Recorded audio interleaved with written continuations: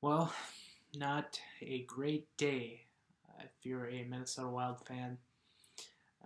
First news of the day came early this afternoon as it was revealed Zach Parise would be out 6 to 8 weeks with a fractured sternum that he suffered in the second to last shift of Game 3. And, if you're a Wild fan, you just have that helpless feeling of, here we go again. We finally get some momentum, and there you go, another injury. Added to the long list of injuries that this team has had to deal with this season, and Zach Parise obviously a big part of that as he missed first half of the season with a back injury, and he was really a big key in the Wild offense, really since the beginning of March.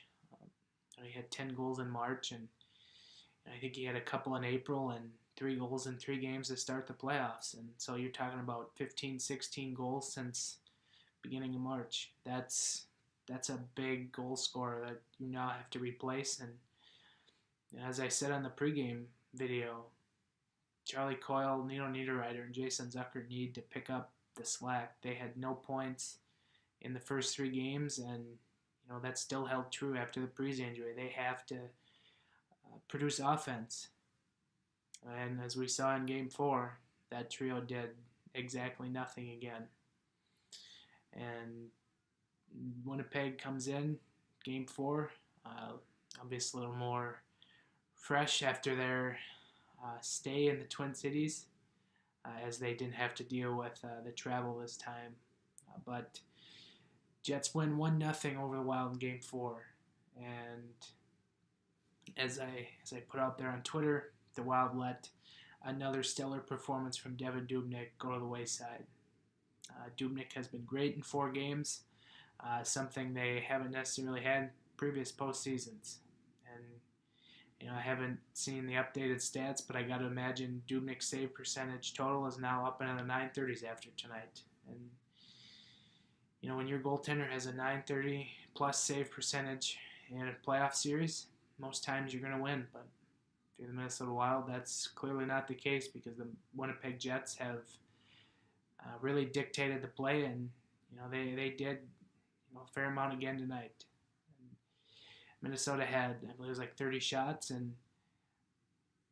but they weren't high quality shots. They just had a handful of high danger scoring chances in this game, and Connor Hellebuck was eating up every puck that was shot at him. And tip your cap to him after a rough Game 3.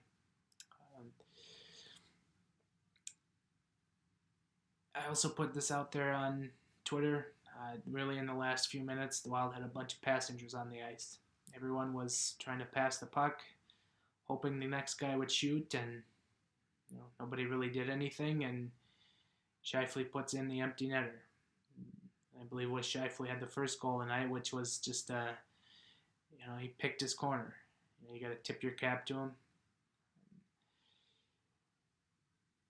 Wild now down 3-1 in this series, and honestly, it feels like an insurmountable feat. Bruce Boudreau didn't put it as a must-win, but pretty much everyone else said this game was a must-win for the Minnesota Wild. Simply put, the Wild have played atrocious in Winnipeg all year.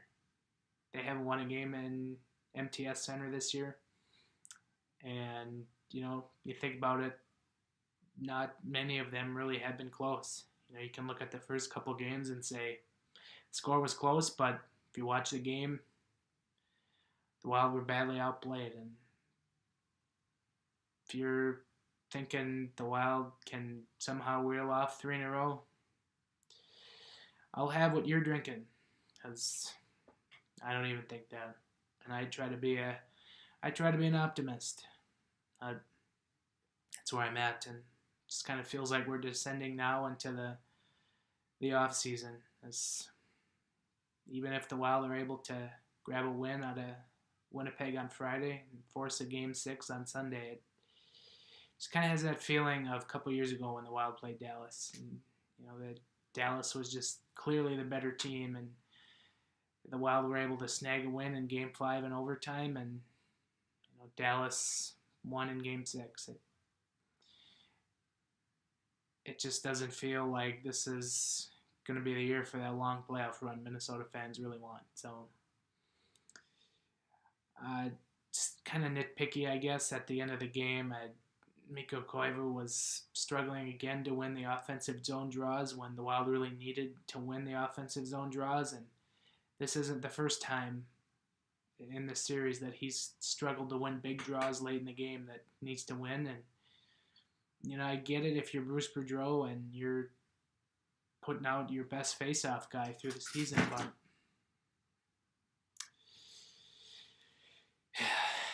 it's that kind of night. But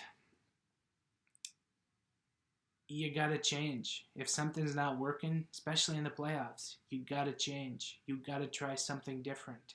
And you haven't seen that from Boudreau, and maybe that's part of the problem of his postseason success. He hangs on to something for too long. Eric Stahl was on the ice for the last minute or two. Have him take the draw. He's a decent centerman. Do something. Try something. This team just seems blah. I guess I don't know what I'm looking for there, but just blah. Just been a blah day in general. And again, you got to go into Winnipeg on Friday for Game 5 and hope you can steal a win, and it just doesn't feel like it. So, yeah. That can wrap it up for the recap. Check out episode 148, Giles and Goalie podcast. Derek Peterson of the Athletic Minnesota joined. We had seemingly an optimistic outlook after Game 3, but that has definitely done a 180 here tonight. So do check that out, and we will talk to you on Friday before the game. Later.